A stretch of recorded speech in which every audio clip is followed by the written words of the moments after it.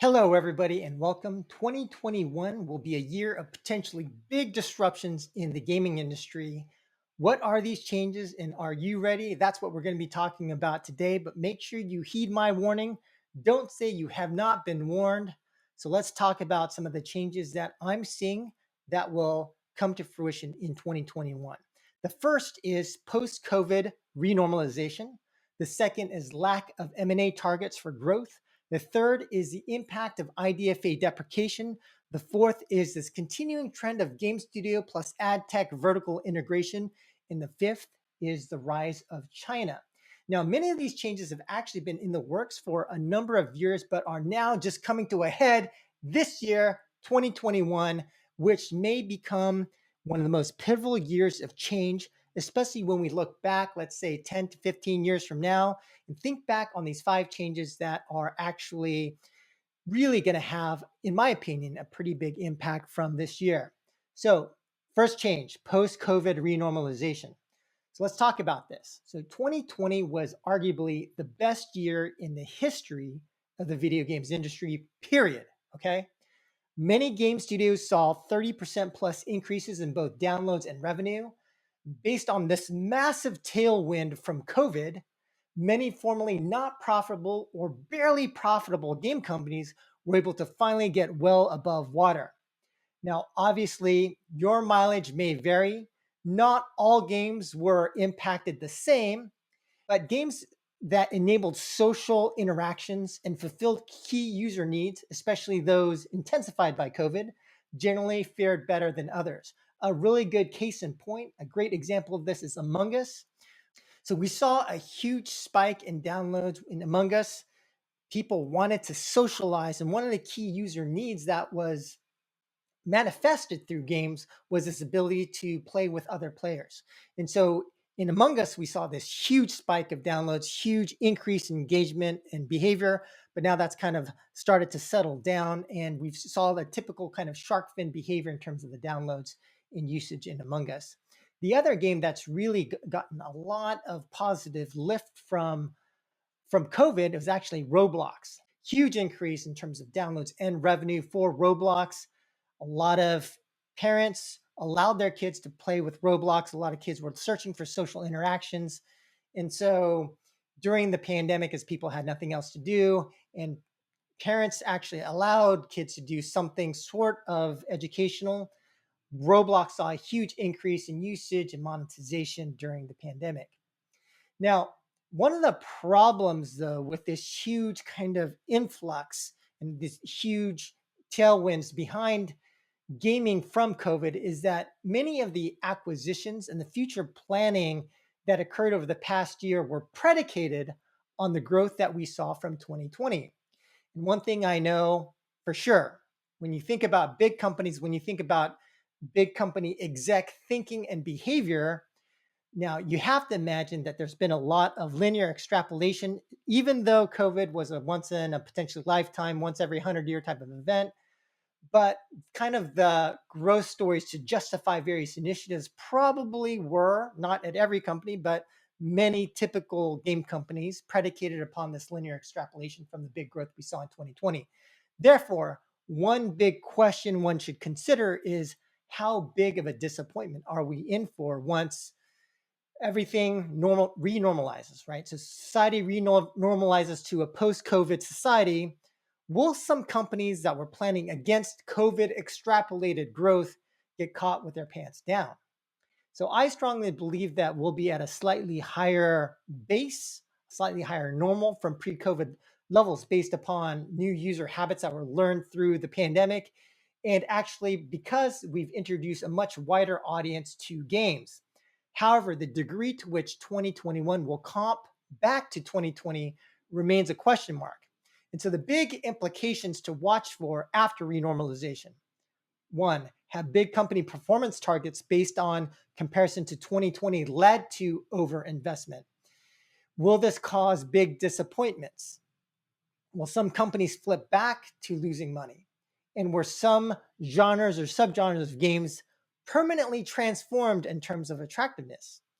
For example, more socially oriented games, or are those types of games just now structurally and in kind of a secular way, more attractive relative to before COVID. The second big driver of change is a lack of M&A targets for growth. And what we've seen over the past 5 years is if you think about game companies as an ecosystem, one way to visualize game companies is in terms of the level of scale, kind of small, medium, and large. And so companies that are early, smaller scale, companies kind of mid-tier scale, and the bigger public companies, for example. And so we need to think about ecosystems. When the wolves in a forest eat all of the deer, some wolves are going to have to die off until more deer populate the forest. Similarly, when we think about this ecosystem where we have the large game companies that were acquiring the medium-sized game companies to achieve growth, and a lot of those medium-sized companies are no longer around because they've all been picked off, then what's going to happen in terms of growth for the large tier companies? And for all of the talk from the big consolidators like Stillfront, Embracer, Zynga, EA, et cetera, about sure, there's plenty of targets left, actions speak louder than words. And so when we see companies like Zynga shifting to vertical integration through ad tech expansion or horizontal expansion through going cross-platform, we noticed in their Star Wars game announcement that they announced that they were going to go to the Nintendo Switch in addition to mobile, but what we're also hearing is that they're planning for other cross-platform opportunities as well. And so when we think about Zynga over the past, let's say 5-6 years, all of their growth has come from M&A. And the guy behind that growth, Chris Petrovic, is no longer at Zynga. Let's be real here for a second, guys. All of the easy mid-tier targets have essentially been hollowed out.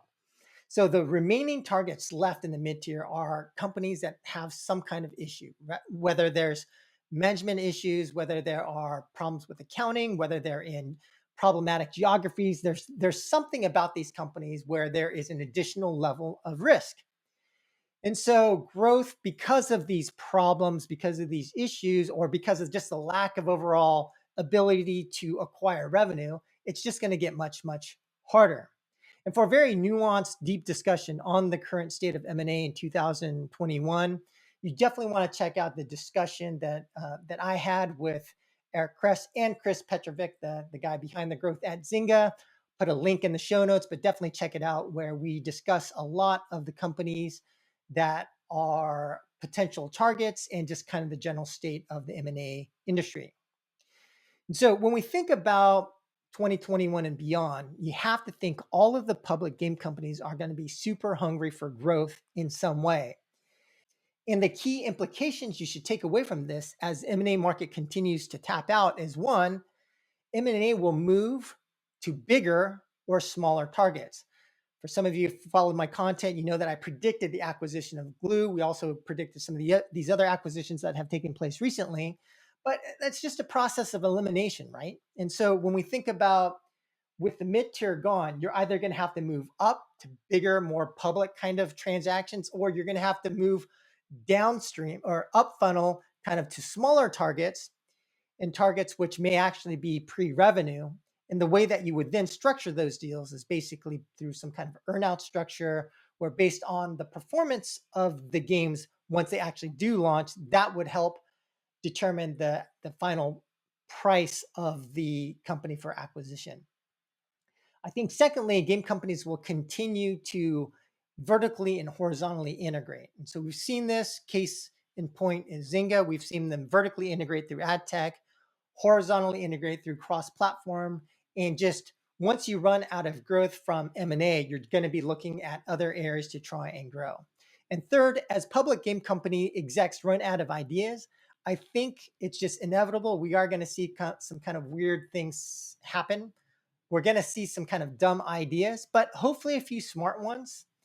Or what we'll see is execs just kind of throw their hands up and just increase share buybacks, right? Don't have any good ideas? Well, let's just buy back shares. The third potentially big driver for change is going to be the impact of IDFA deprecation. All right, too much boring crap has been covered on this topic. So let's get straight to the point.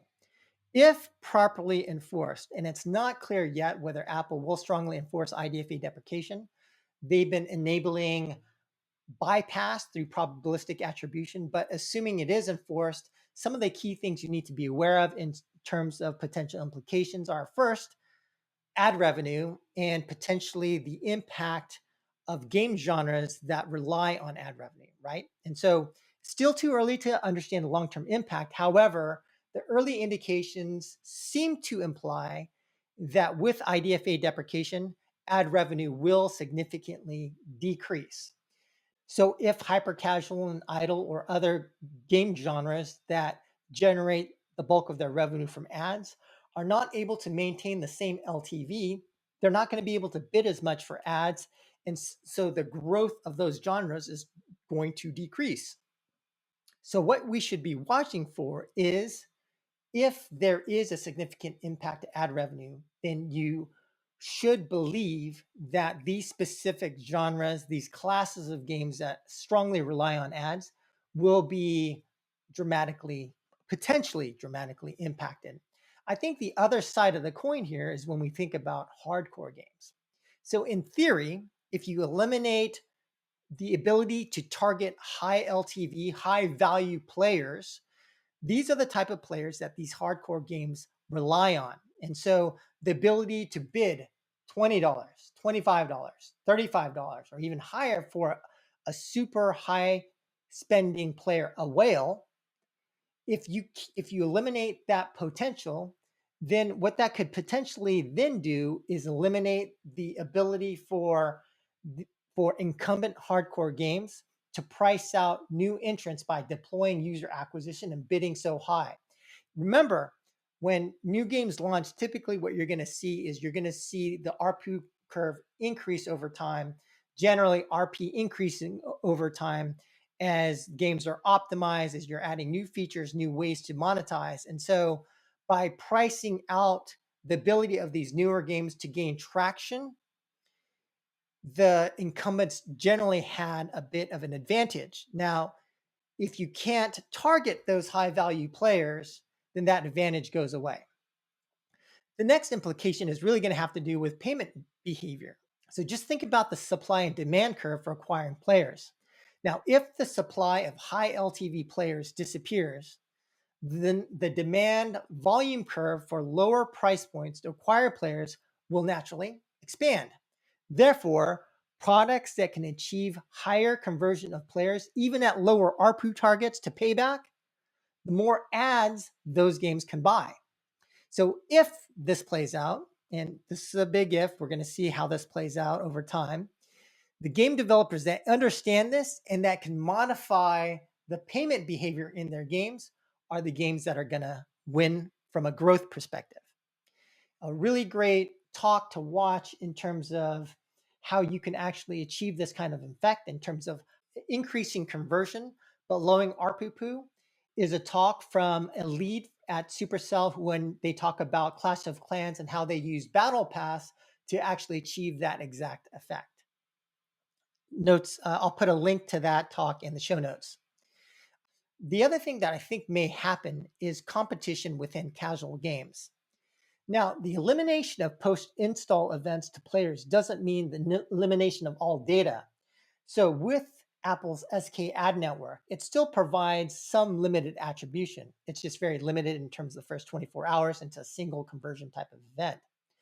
Now, I believe that MMP data, a mobile measurement partner, so companies like Adjust, AppsFlyer, companies like that, that MMP data could potentially be used to give a competitive advantage to scaled players with a strong data science team for casual games. I'll talk a little bit more about that in a bit, but if true, casual games may become harder for smaller and medium-sized players to compete against the bigger players who have this additional information and data against casual games. Now, there are reasons why I think that what these companies are likely going to try to do doesn't work for mid-core or hardcore games, but I'll touch upon that in a minute.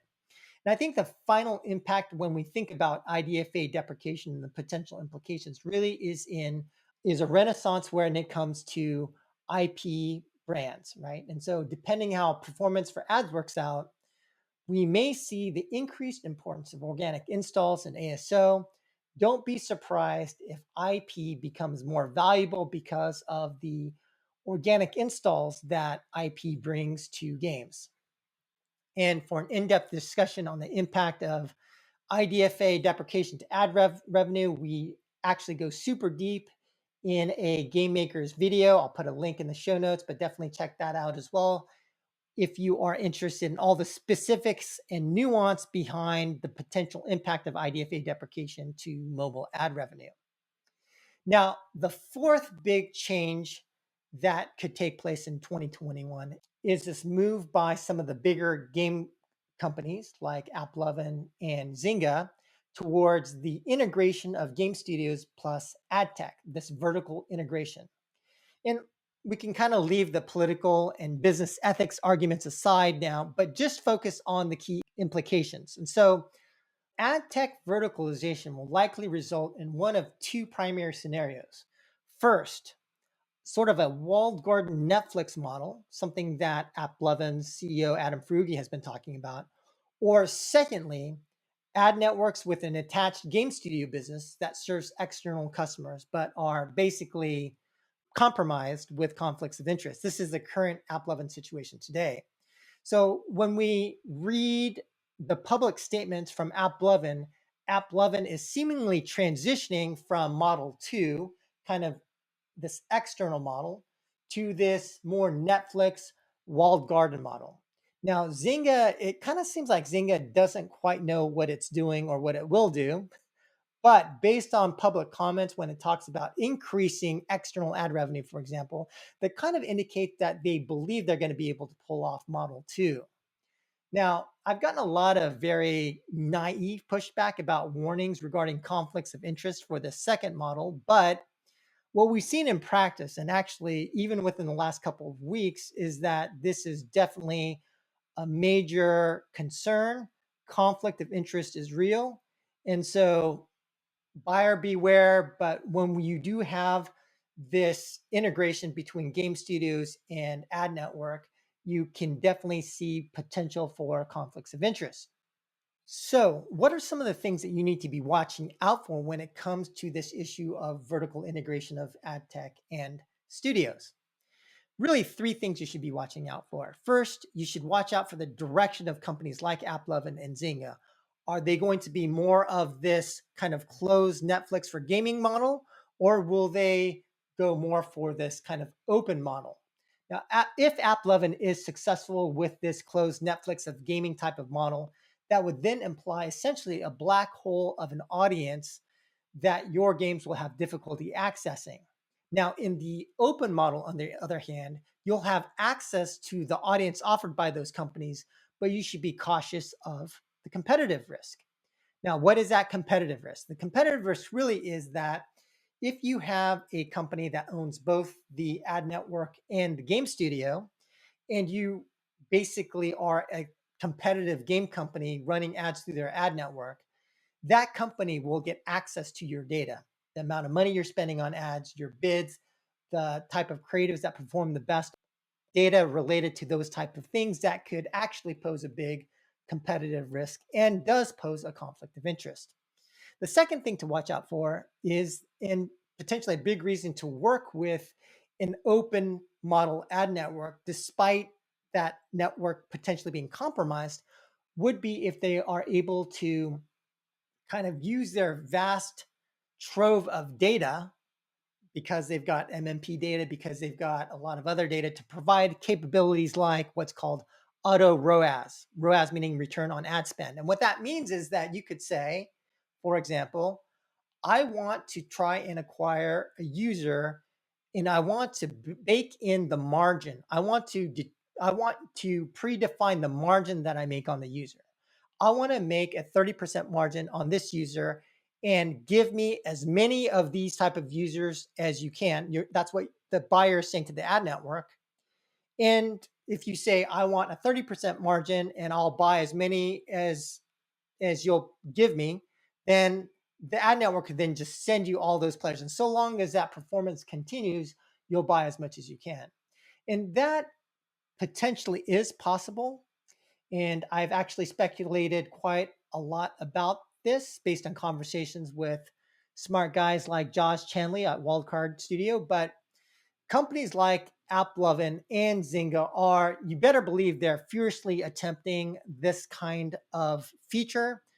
They're basically trying to, and the way that it works is that if you can tie MMP data, and so MMP or mobile measurement partners have been working with a lot of game studios and collecting post-install events, revenue events, purchase events, all sorts of different types of events. And so for different types of games, they now have a lot of data on those type of games, whether it's ARPU data, payment data, all that kind of stuff. And so if so kind of like the holy grail here is if you can use SK Ad Network to say, based on these early indicators, I can tie this player to this kind of, let's say, ARPU profile, then you could enable this kind of auto ROAS type of feature.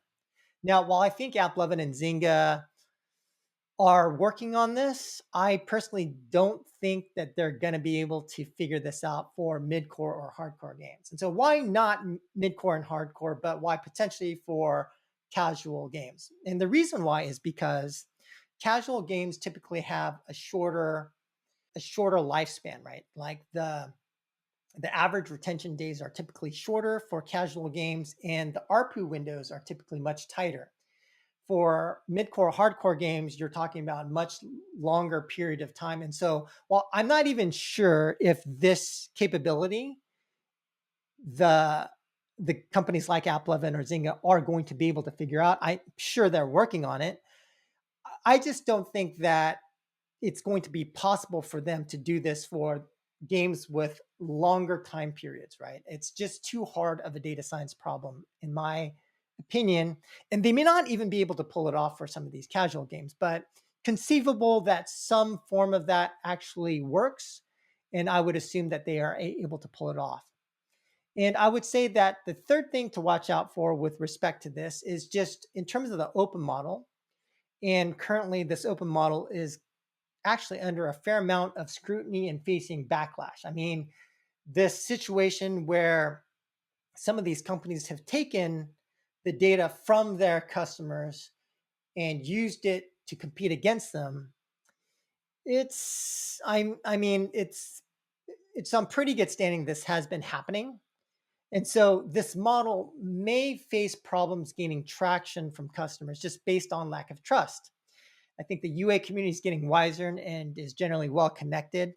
We're in a pretty well connected world where when something happens, everybody finds out about it. So don't be surprised if this whole model falls apart due to the conflicts and lack of trust issues. And really, this is going to be a trade off when it comes to the customers of these ad networks, the trade off of, what kind of scale, inventory, performance am I going to be able to get to make my game profitable versus the trust issue and whether the vendor, the ad network will potentially compete against you and use your data against you. Now, the final change sort of trend to look out for is the rise of China. Now, MiHoYo, the makers of Genshin Impact, reported that they spent $100 million to develop Genshin Impact, and the company expects to spend $200 million per year on live ops development.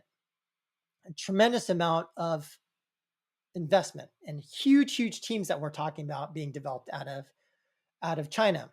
In RPG and strategy genres, Lilith is proving to be one of the biggest and best free-to-play game studios in the world.